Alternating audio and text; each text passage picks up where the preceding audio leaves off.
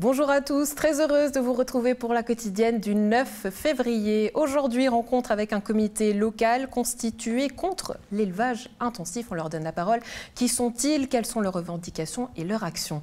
En sport, on reçoit le jeune pilote de Levaux, Joshua Dufay, qui nous raconte son voyage et surtout ses courses à Dubaï, mais aussi à Abu Dhabi. Du côté de la culture, c'est Alexandre Caporal qui s'y colle aujourd'hui. Bonjour Alexandre, où es-tu? Que fais-tu? Salut Andrea, tu sais, il y a les Jeux Olympiques d'hiver qui ont lieu à Pékin en ce moment et je me suis dit, au lieu de traiter ça de manière sportive, pourquoi pas de manière artistique. Alors ici, je suis à Nyon et je vais me rendre dans l'atelier de l'artiste peintre Bernard Carreau, pardon, voilà, j'ai penché sur son prénom, qui a envoyé une immense toile au Musée national de Chine pour représenter la Suisse pendant ces JO à Pékin. Et puis alors, il n'est pas à Pékin, il est ici à Nyon, derrière cette porte. Donc, on va lui rendre visite après pour voir son atelier, découvrir ses toiles et comprendre son travail. À tout à l'heure, Alexandre. On se réjouit de retrouver Bernard. En actu, un groupe régional s'engage pour l'initiative contre l'élevage intensif dans les districts de Nyon et Morges. Les membres demandent que les exploitations se restructurent progressivement et que les vaches, les cochons et les poules aient accès plus régulièrement à l'extérieur et aussi plus d'espace. On leur donne aujourd'hui la parole. Catherine Santoro, bonjour. Merci beaucoup d'être avec nous. Avec nous également Raphaël Dunant, bonjour. Merci beaucoup d'être sur ce plateau. Alors en quelques mots plutôt, présentez-nous qui constitue aujourd'hui ce comité. Merci. Alors, c'est un groupe de bénévoles et de volontaires qui habitent le district de Nyon et de Morges. Ce sont des personnes qui souhaitent évidemment soutenir cette initiative et surtout ce sont des personnes qui sont indignées par la manière dont on traite encore les animaux aujourd'hui dans notre pays. Et des personnes qui sont aussi conscientes que ce type d'élevage pose des problèmes au niveau environnemental, au niveau de la santé, que ce soit de la santé animale ou la santé humaine. Et aujourd'hui, on peut dire que l'élevage intensif est une réelle menace pour la santé publique. Je pense notamment à tous les problèmes que posent les épizooties. Les épizooties, ce sont des maladies qui se propagent dans les élevages et qui peuvent se transformer en zoonoses. Donc, elles peuvent passer de l'animal à l'humain. Et donc, pour cette raison, il y a eu par exemple déjà la grippe porcine, la grippe aviaire. Pour cette raison, c'est vraiment un problème de santé publique. Oui, alors on sait que c'est une initiative qui existe aussi au niveau national d'abord, surtout, mais qu'est-ce qui a fait qu'aujourd'hui un comité local se crée? C'est-à-dire qu'aujourd'hui cette problématique-là, elle nous touche, elle touche notre région, selon vous? Exactement. Moi, personnellement, j'ai rejoint cette initiative parce que j'étais un peu choqué de la manière dont certains élevages traitent certains animaux. Et c'est des élevages aussi qui existent dans le canton de Vaud, qui existent proches de nous. C'est des élevages dans lesquels, donc je parle bien des grands élevages, pas des petits élevages avec des petits paysans. Ça, c'est justement, l'initiative les favoriserait. C'est des élevages dans lesquels il y a par exemple 9 cochons sur une seule place de parc. En termes de taille, c'est des élevages dans lesquels il y a 27 000 poulets, qui est la limite maximale autorisée au niveau fédéral. Donc ça, c'est beaucoup de choses que je trouve qui ne respectent pas vraiment l'animal et finalement posent problème également aux consommateurs à la fin. Ouais, mais sur quoi est-ce que vous vous basez aujourd'hui pour donner vos arguments? Comment est-ce que par exemple on juge le bien-être animal? Est-ce qu'il y a une réelle valeur objective à ça? Alors, ce n'est pas quelque chose qu'on peut mesurer directement sur l'animal, mais évidemment, ça se voit que lorsque un cochon ne peut pas sortir, voir de l'herbe, lorsque des poulets ont chacun la taille d'une feuille A4, comme nous avons devant nous, pour vivre, on se rend bien compte que le bien-être animal n'est pas présent dans ces grands élevages. Ouais, on sait qu'aujourd'hui, la réglementation aussi pour les éleveurs est déjà bien assez complexe, parfois même restrictive. Il y avait eu toutes ces votations, aussi un clivage qu'il y a eu entre les villes et la campagne. Est-ce qu'aujourd'hui, le fait d'avoir encore d'autres initiatives, ça ne va pas mettre encore plus en péril aujourd'hui la situation des plus petits éleveurs qu'on vient de nommer ici, justement? Alors, merci. Il faut savoir que déjà l'association suisse des petits paysans nous soutient, donc les petits paysans ne sont pas concernés par cette initiative. C'est une initiative finalement va concerner quelques milliers d'exploitations sur les 50 000 exploitations qui existent en Suisse. Et donc, il est important aujourd'hui de prendre en considération que, par exemple, 12% des animaux d'élevage n'ont pas un accès régulier à l'extérieur. Les éleveurs, les exploitations ont 25 ans pour s'adapter. Donc, c'est quand même une période très longue et c'est tout à fait faisable de se restructurer sur une période aussi longue. Donc, il n'y a plus d'excuses aujourd'hui vraiment dans le cadre de cette initiative si c'est une question de difficulté. C'est quand même une période relativement importante. Aujourd'hui, le problème, il est où? Est-ce qu'il est dans la production ou la consommation? Alors, oui. Moi, je dirais qu'il y a les deux, en fait. Il y a un problème au niveau de la production. Et ce qui se passe aujourd'hui, c'est que les consommateurs sont très influencés. Alors, la filière va toujours nous dire, oui, c'est la demande des consommateurs qui veulent toujours consommer plus, etc. Non. Disons qu'aujourd'hui, la filière fait beaucoup de publicité pour inciter les consommatrices et les consommateurs à consommer des produits d'origine animale et que c'est ça aussi qui booste finalement la consommation. Et donc, on devrait normalement aujourd'hui, pour viser un meilleur bien-être des animaux, aussi se remettre en question au niveau de notre propre consommation de produits d'origine animale qui est excessive, hein, il faut le dire. C'est même la Confédération qui le dit, puisque en moyenne, les Suisses consomment 3 fois plus de viande, par exemple, que ce que recommandent aujourd'hui les autorités. Et peu de gens le savent, en fait. Ouais, mais est-ce qu'il n'y a pas aussi un problème de coût dans tout ça? Parce que est-ce que les gens sont vraiment prêts à payer moins cher? Alors le coût, un des grands problèmes qu'il y a, c'est aussi pour revenir sur les petits paysans. On voit que les grosses exploitations actuellement, elles font une pression financière énorme, surtout ces petits paysans qui n'arrivent pas à s'en sortir, qui sont obligés de mettre leur prix au même niveau qu'une usine géante de poulets. Et ça, c'est pas tenable pour les petits paysans. C'est pour ça que plusieurs associations de petits paysans et de petits paysans de montagne soutiennent cette initiative. Ils doivent être rentables aujourd'hui, hein, c'est ça? Ils doivent être rentables. Ils ne peuvent pas l'être parce qu'ils sont en concurrence avec des élevages intensifs qui, eux, ont moins de remords par rapport aux animaux. Oui, alors vous nous avez dit justement que vous étiez en contact avec eux. C'est vrai que lorsqu'on va sur votre site internet, on peut voir que vous avez un large soutien des ambassadeurs, notamment des écrivains, des journalistes politiques. Mais l'échange que vous avez avec les éleveurs aujourd'hui, il est constitué en quoi? Est-ce que c'est des discussions? Vous vous rendrez sur place? Est-ce que vous faites voilà, peut-être de l'influence auprès des gros producteurs? Comment ça se passe? Quelles sont vos démarches? Alors déjà, on a un groupe qui vient de se constituer, hein, ça fait pas longtemps puisqu'on est né au mois de janvier, et on aimerait bien, je profite de l'occasion pour faire un appel finalement à toutes celles et ceux qui souhaiteraient nous rejoindre. On aimerait bien par exemple que des petits paysans ou des éleveurs qui soutiennent cette initiative puissent nous rejoindre pour qu'on puisse progressivement aller à l'encontre de la population d'une part, mais également du monde de l'élevage. Ouais, parce que c'est vrai que sans être dans le domaine, c'est parfois on a l'impression que finalement on fait la morale et puis on ne s'y connaît pas vraiment. Est-ce que ça c'est quelque chose que vous voulez aussi casser? Exactement, c'est pour ça que pour la création de cette initiative, il y a eu des discussions avec des milieux très très variés pour pouvoir faire quelque chose qui serve tous les parties en présence, donc que ça aille du consommateur au producteur. Ouais, il y a eu une première réunion qui a été faite ce mois-ci. La suite des événements, qu'est-ce que vous allez faire et qu'est-ce que vous allez mettre en place dans la région notamment? Alors, notre première réunion nous a permis de nous former. Maintenant, on va passer à des événements tels que des distributions de flyers dans les boîtes aux lettres, même si malheureusement, on n'arrivera pas à couvrir tout le territoire du district de Nyon et du district de Morges.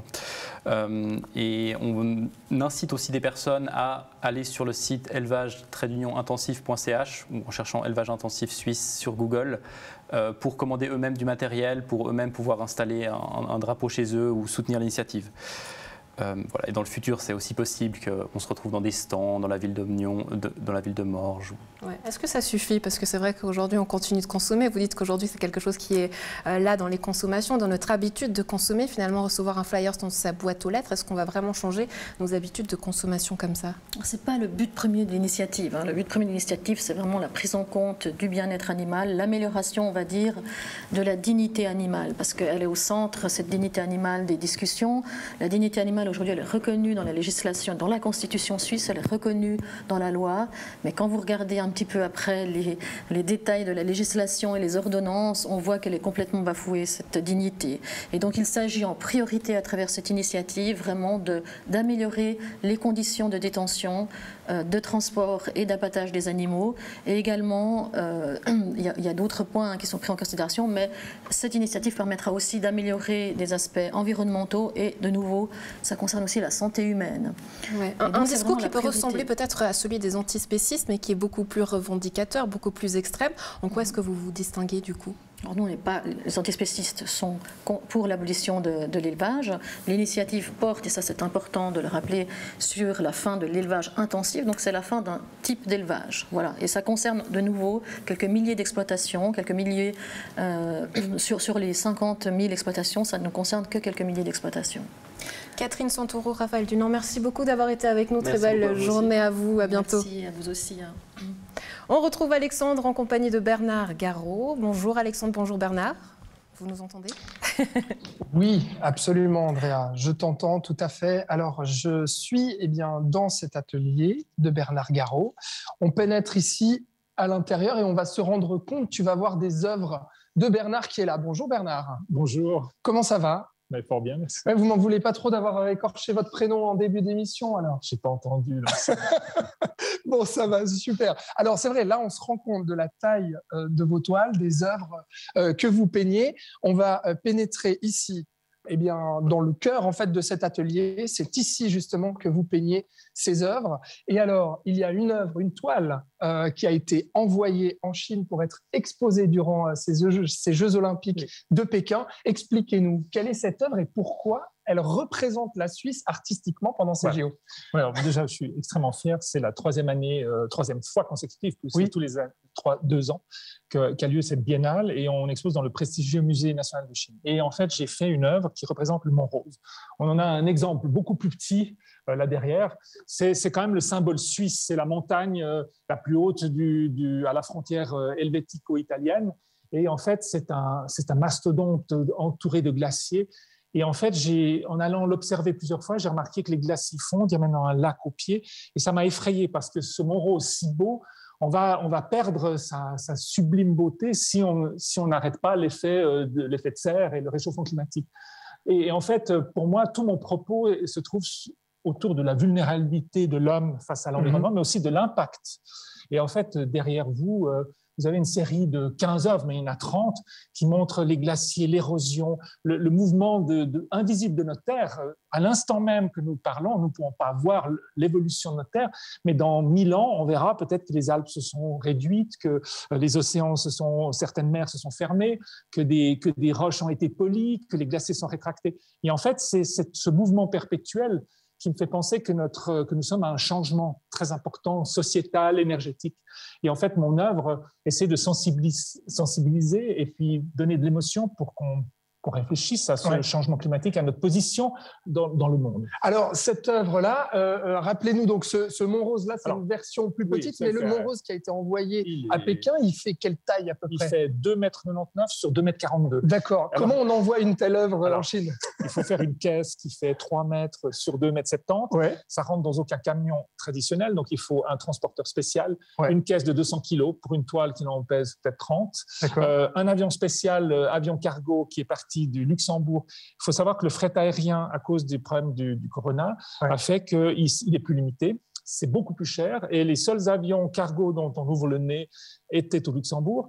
Heureusement, tout ça a été financé par l'organisateur. Sinon, je pense que ça aurait été impossible d'envoyer. D'accord. Alors, c'est vrai que vous avez cette chance que votre œuvre représente la Suisse, si on veut, dans ce musée pendant les Jeux Olympiques. Par contre, il me semble qu'à la base, vous deviez y aller, vous aussi. On est invité. J'ai un symposium où j'ai dû le faire malheureusement par Zoom.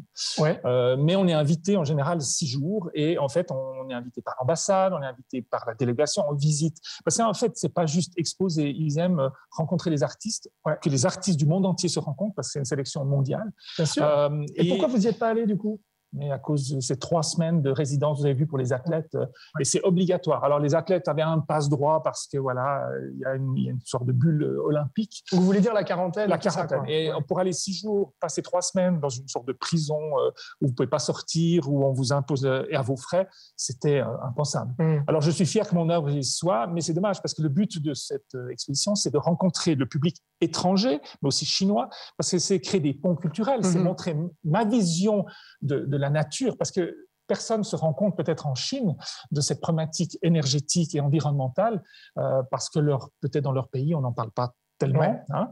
Et en fait, c'était mon rôle, par une démarche artistique, d'amener les gens à voir que tous ensemble, si on se réunissait, on pourrait faire quelque chose comme on a fait pour le corona, pour notre planète. Mais il faut le faire, sinon on va dans le mur. Et c'est en fait derrière ma démarche artistique pure, qui est une recherche de cette beauté qui va disparaître, de montrer l'invisible derrière des textures naturelles que j'utilise, c'est de parler de cette problématique qui me touche profondément, les glaciers qui se rétractent. Un glacier, c'est la mémoire de notre humanité, c'est plusieurs couches dessous, il y a des centaines d'années, voire des milliers d'années. C'est de l'eau, le lac Léman, c'est la mémoire du glacier qui fond. Donc effectivement, on comprend que vous auriez aimé porter votre œuvre jusqu'en Chine. Un zoom, Ouais. Ça fera devant pas la même 25 chose. personnes, au lieu d'avoir 1000 personnes dans une salle, les journalistes. Bon, et puis ça aurait été l'occasion aussi de serrer la main peut-être à certains sportifs ça et m'aurait sportives. plu, parce que je suis sûr qu'on aurait pu, par l'ambassade suisse, rencontrer des athlètes qui venaient d'avoir des médailles. Et pour moi, c'était une rencontre artistique, sportive, culturelle. Ouais, de mêler tout ça, quoi. Et en fait, vous étiez dans un mouvement qui mettait en valeur cette identité suisse. Moi, je suis fier de représenter. Et avec la montagne suisse. Alors, c'était le thème de cette biennale, c'était de parler de l'olympisme, bien sûr. Voilà. Et la montagne, moi, je voulais pas faire un sportif, je voulais pas faire une œuvre sociale. Et mes montagnes, c'est vraiment le lien entre la terre et le ciel, c'est d'accéder au sommet. C'est un peu comme l'Olympe. Et en fait, j'ai été sélectionné par ça. Alors, d'autres artistes ont fait des choses spéciales. Et je suis fier parce que c'est une des plus belles montagnes. C'est un icône en Suisse. C'est une beauté absolue. Et en fait, elle s'appelle Rendez-nous la beauté. Ça ne veut pas dire que c'est laid, c'est attention, peut-être qu'on est au dernier moment. Donc, Rendez-nous la beauté, eh bien, c'est à voir à Pékin. Alors, jusqu'au 1er mars, il me semble, durant cette biennale. Elle est officiellement jusqu'à, je pense, mi-février, mais ils vont la prolonger parce qu'en fait, on devait accéder au début des Jeux. Mais je pense qu'en général, il la prolonge. D'accord. Bon, Andrea, je suis sûr que tu te demandes comment travaille Bernard ici, parce qu'on voit toutes ses œuvres, on voit des œuvres gigantesques que tu vois derrière moi, mais on a envie de voir un petit peu les coulisses, de savoir un peu comment Bernard travaille ici. Et je te propose de faire une petite pause sportive, justement, et on revient avec Bernard dans son atelier tout à l'heure. Ça marche, à tout à l'heure, Alexandre. On reçoit sur le plateau Joshua Dufek. Bonjour, merci beaucoup d'être avec nous. Vous avez terminé en 4e position rookie dans le championnat asiatique de formule régionale. Vous êtes passé par Abu Dhabi, Dubaï aussi. En quelques mots, comment c'était? Bonjour, oui, merci. Oui, l'expérience était vraiment super. Je viens d'arriver avant-hier et puis c'était un voyage de 3 semaines en total avec 3 courses. La première, c'était à Abu Dhabi, la deuxième à Dubaï et la troisième, c'était de nouveau à Dubaï. Ouais, alors là, est-ce qu'on voit votre voiture à l'image? Oui, ça, c'est ma voiture. Qu'est-ce que c'est exactement? C'est une voiture Formule 3. Formule 3, ils utilisent cette voiture en Formule 3 régionale européenne, en FRECA. Puis là, c'était en Asie, ils utilisent la même voiture. C'est aussi pour ça que j'ai fait ce championnat pour m'entraîner pour le vrai championnat que je vais faire. Ouais, parce que votre objectif, c'est notamment d'évoluer, de passer de la Formule 3 à la Formule 4, de la Formule 4 à la Formule 3. Oui. Là, c'est une étape supplémentaire. Qu'est-ce que ça peut changer pour vous? Il y a beaucoup de différences, notamment la vitesse, le poids de la voiture, aussi les ailerons arrière et avant. Ça joue un grand rôle. En anglais, ça s'appelle downforce. Et puis, en fait, ça joue un rôle de comment la voiture colle au circuit et à quelle vitesse tu peux prendre les virages. Et puis, il y a beaucoup de différences comme ça. Ouais. Alors, vous avez commencé la Formule, je crois, à 9 ans. C'est juste, est-ce que vous vous rappelez de votre premier souvenir? Oui, alors... C'était avec le karting. Le karting, oui, c'est autre chose quand même. Mais, oui, j'ai commencé ici en Suisse avec une équipe à Bonien. Elle s'appelait JD Racing par... Josseron, Didier et puis Daniel.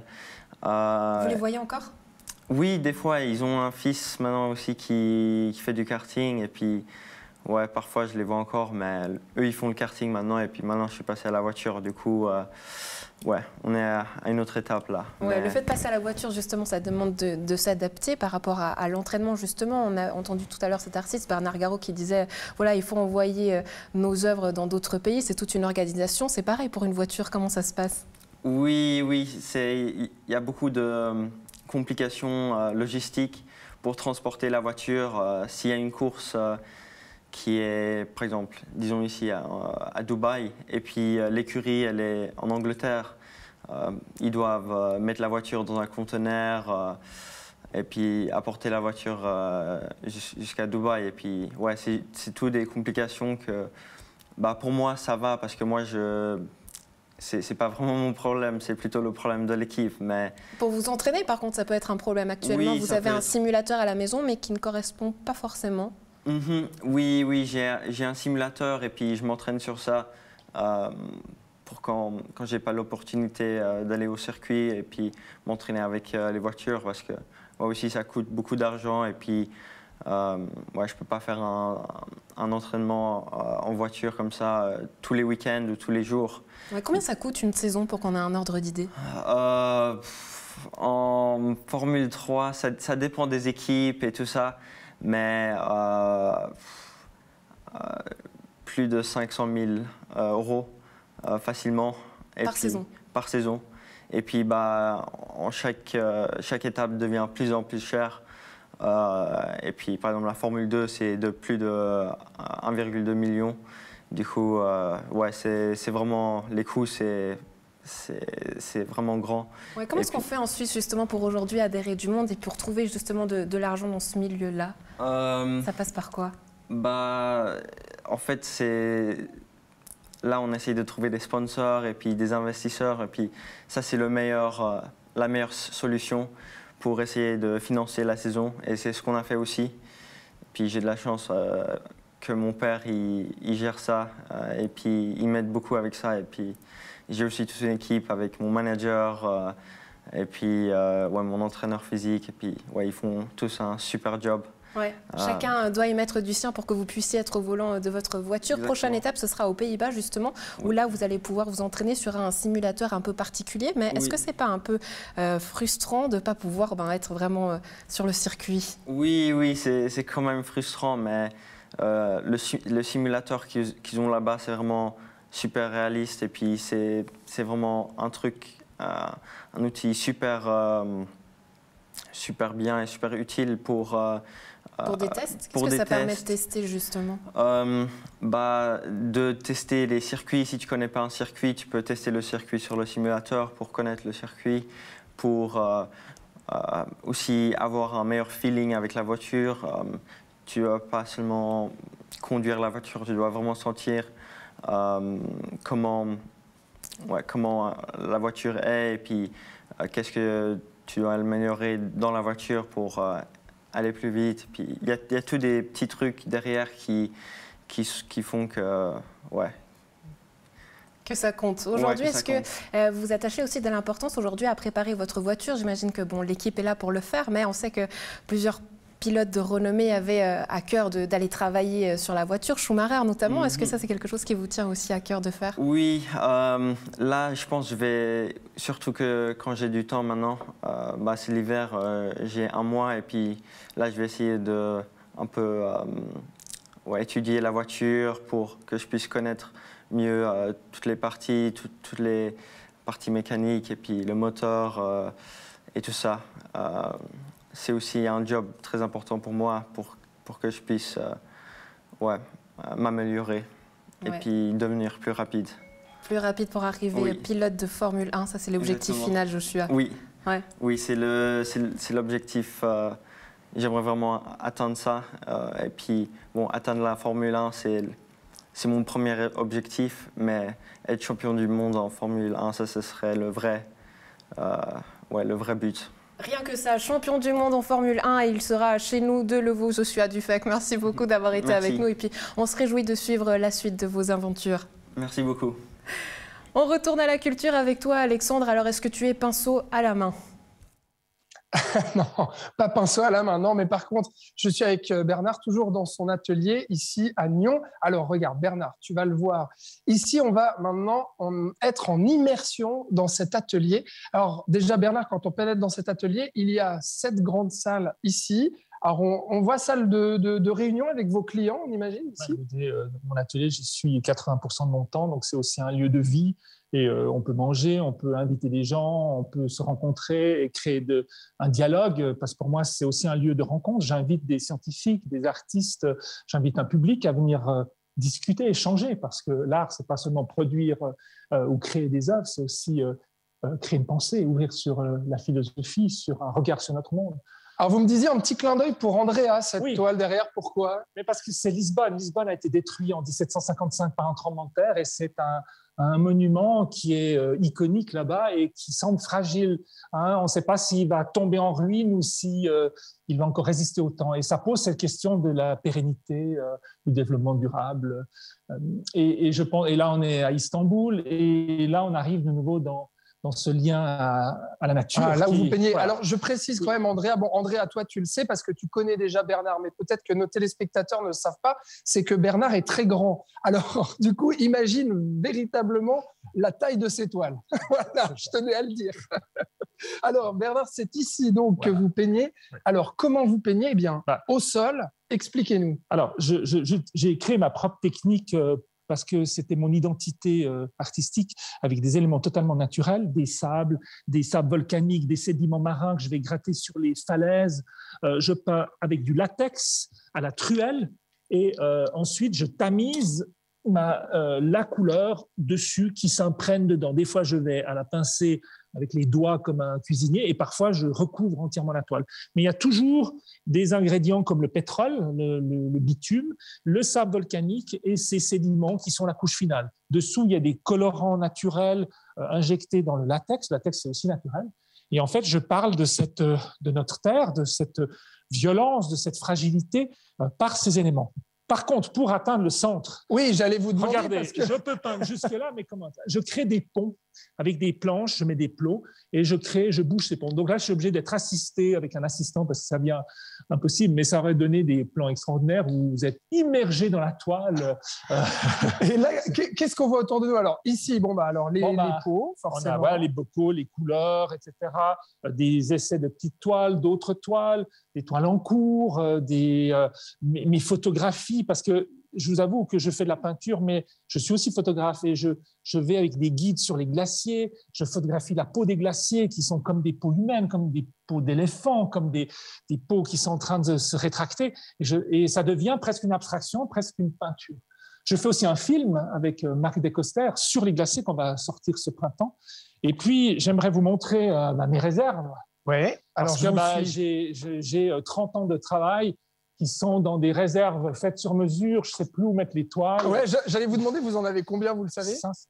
Ah oui, vous les avez comptées quand même. Mais j'ai un registre, j'ai été obligé de faire. J'ai perdu certaines toiles, je ne sais pas où elles sont, mais dans l'ensemble, je me rappelle, j'ai registré. J'ai toutes mes matières, j'ai mes réserves. C'est une salle de 70 mètres carrés, pratiquement que consacrée à la réserve, dont les portes sont là. Je dois encore en construire une pour stocker tous ces toiles en cours.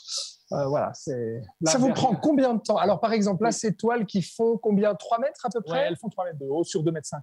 Ça prend combien de temps pour terminer une toile comme ça? C'est difficile à dire parce que ça dépend de la complexité. Et des toiles, on ne peut jamais prédire, ce n'est pas un système.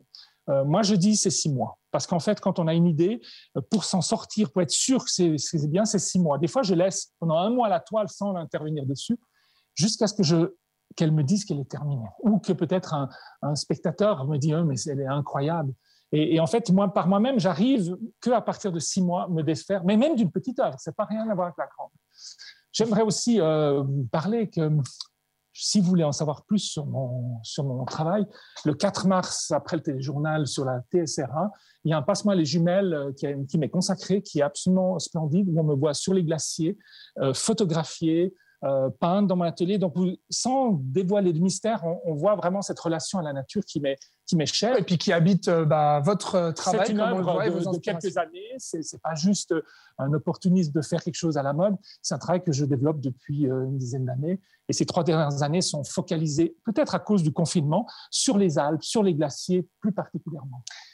Eh bien, Bernard, merci infiniment de nous avoir ouvert votre atelier aujourd'hui pour NRTV. C'est un plaisir. Donc voilà, parmi ces 500 toiles, Andrea, je suis sûr que tu trouveras ton bonheur. Peut-être direction Lisbonne alors. Ah c'est sûr. Ah, direction Lisbonne, mon cœur y est toujours. Hein. Aller à la maison, ça fait toujours du bien. Et si on peut la voir en toile et en peinture, encore mieux. Merci pour cette visite. Et puis Bernard Garot qui se fera une joie de vous recevoir peut-être si vous le souhaitez. À la maison, un plaisir d'avoir été en votre compagnie. Bonne suite de programmes sur Nyon Région Télévision.